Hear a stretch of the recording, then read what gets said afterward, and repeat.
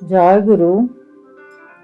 परम प्रेममय श्री श्री ठाकुरଙ୍କ चरणरे मोर प्रणाम। श्री श्री लक्ष्मी माँ चरणरे मोर प्रणाम। श्री श्री दादाଙ୍କ चरणरे मोर प्रणाम।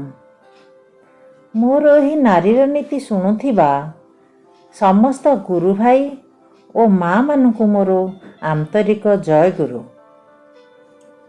मु आजी श्री श्री ठाकुरଙ୍କ श्रीमुख निसृत नारीर नीतिर 83 बाणी आपण मानक आगरे तोली धरिबी।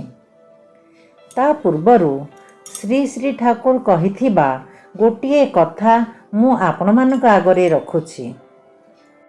कथा प्रसंगरे श्री श्री ठाकुर कहिले, मुहरे मनीष कुहे से मरिबाकु चाहे नाही, किंतु मरणर काम ही करे। आउ जेतेबेले कृतकर्मर फल ताको माड़ी बसे सेतेबेले से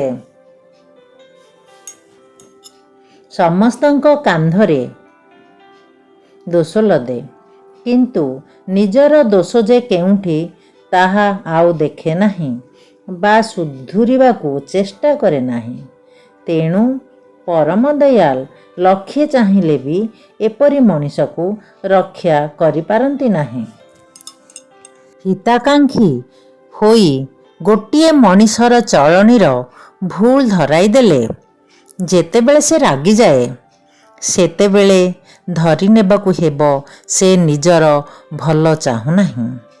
अवश्य अन्यर भूल धराइबाकू गले तार कायदा जानिबा दरकार।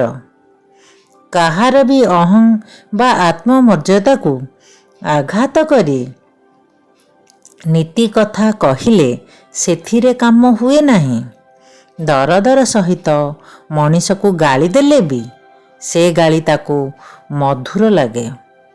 तुमे रागी जाइछ माने से मुहूर्तरे तुमर सदुपदेश देबार अधिकार बंद हो जाइछि।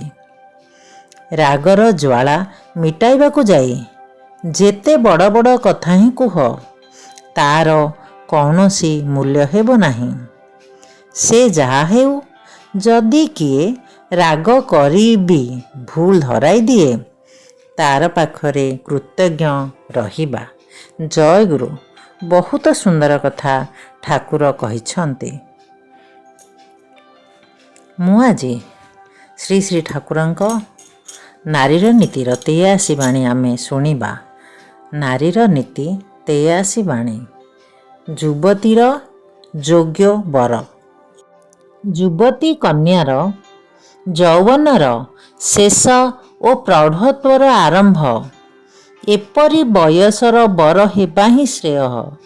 एथिरे स्त्रीर जीवनी शक्ति पुरुषठारे संक्रामित होई ओ पुरुषर जीवनी शक्ति स्त्री ठारे संक्रामित होई गोटाए समता उत्पादन करी क्षयर दैन्य आनी थाए।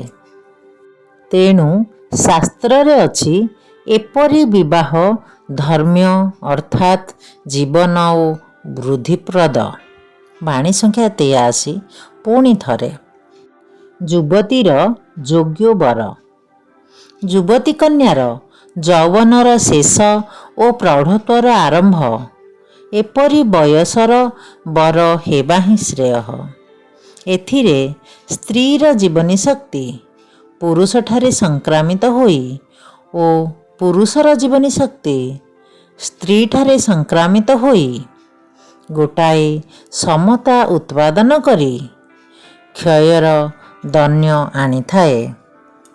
तेणु शास्त्र रे अछि एपरी विवाह धर्म्य अर्थात जीवन ओ वृद्धिप्रद। बाणी संख्या 83। जय गुरु।